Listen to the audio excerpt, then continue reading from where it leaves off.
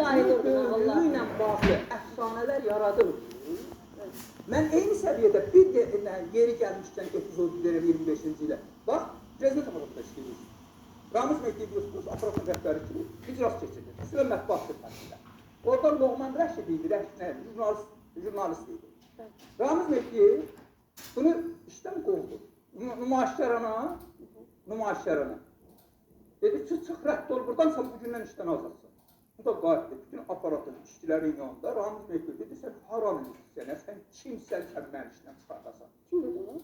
Həmin o mətbuat xidmətində Loğman Rəşid idi, Rəşid Loğman idi, jurnalist idi. Buna açıq təhqir elədi. Ki, sən kimsən, sən bax belə ha, sən kimsən, sən haram edirsən, mənim işdən çıxardasan. Ramiz Mehdiyev də bu fərmaniyyə işlə qoydu.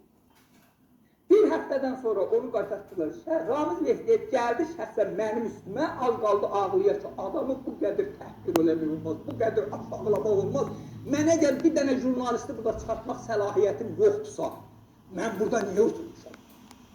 Mən canlı şahidiyim. Ona görə o Ramizdən mif yaradanda